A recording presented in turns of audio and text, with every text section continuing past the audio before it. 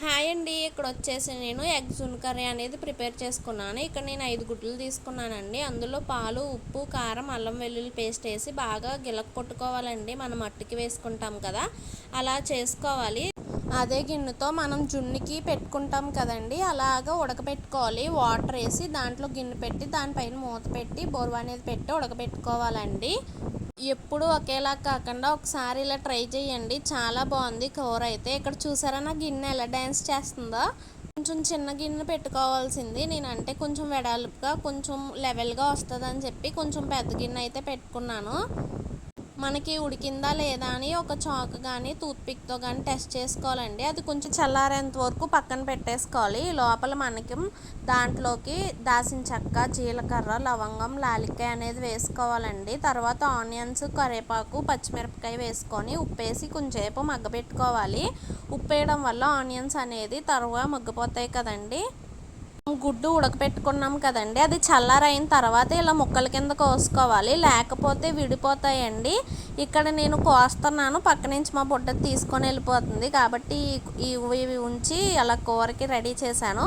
మనము అల్లం వెల్లుల్లి పేస్ట్ అనేది వేసాం కదా అందులో, ఇక్కడ కూడా కొంచెం వేసుకోవాలండి. మన ఘాటుకు తగ్గట్టు వేసుకోవాలి. అల్లం వెల్లుల్లి పేస్టు కరెక్ట్గా ఇంతనే లేదు, కొంతమంది ఘాటు ఎక్కువ తింటారు, కొంతమంది ఘాటు తక్కువ తింటారు. ఇక్కడ నా గిన్నె చూసారా ఎలా అతుక్కుపోయిందో.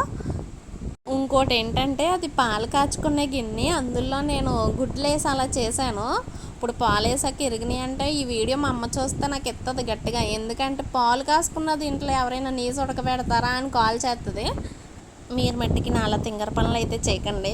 ఇక్కడ నేను వచ్చేసి ఉల్లిపాయలు మగ్గిపోయాక టమాటాలు కూడా వేసేసి అది కూడా మగ్గిపోయిన తర్వాత ఉప్పు, కారం, ధనియాల పొడి అండ్ జీలకర్ర పొడి వేసుకున్నానండి. ఇక్కడ నేను ఉప్పు, కారం ఆల్రెడీ గుడ్లలో వేసాను కాబట్టి దానికి సరిపడంత వేసుకోండి మీ టేస్ట్కి తగ్గట్టు. టేస్ట్ అయితే చాలా బాగుంది. అవన్నీ కొంచెంసేపు మగ్గిన తర్వాత వాటర్ వేసి కొంచెం ఒకవేళ ఉడికిన తర్వాత మనం ముందుగా కట్ చేసి పెట్టుకున్నాం కదా ఆ ఎగ్ అనేది వేసుకొని కలుపుకొని మూత అనేది పెట్టేసుకోవాలి. వాటర్ అయితే ఎక్కువ వేసుకోవద్దండి, జస్ట్ ఆనియన్స్ ఉడకడానికి వేసుకోండి సరిపోతుంది. లేకపోతే అదంతా బాగా మెత్తగా అయిపోయి పొల్టలాగా అయిపోద్ది. వాటర్ ఎక్కువ వేసి మూత పెట్టడం వల్ల ఇంకా కొంచెం మెత్తగా అవుద్ది. అంతేగాని ఎక్కువ వాటర్ వేస్తే అదంతా పొల్ట కింద అయిపోద్ది. కాబట్టి తక్కువ వాటర్ వేసి ఒక 10 నిమిషాలు ఉంచి వాటర్ అంతా ఇంకిపోయిన తర్వాత కొత్తిమీర జిమ్మేసుకొని స్టవ్ ఆఫ్ చేసుకుంటే కర్రీ అయితే చాలా బాగుందండి. మీరు కూడా ట్రై చేయండి. మా వారైతే ఇది పన్నీర్ కూర అని అడిగారు. మీరు కూడా ట్రై చేసి మీ ఫ్యామిలీ మెంబర్స్ ఈ కూరని ఏమన్నారో నాకు కామెంట్ చేయండి. ఇప్పుడు ఒకే రొటీన్లో కాకుండా ఇలా కూడా ట్రై చేసి ఎలా వచ్చిందో చెప్పడం మట్టికి మర్చిపో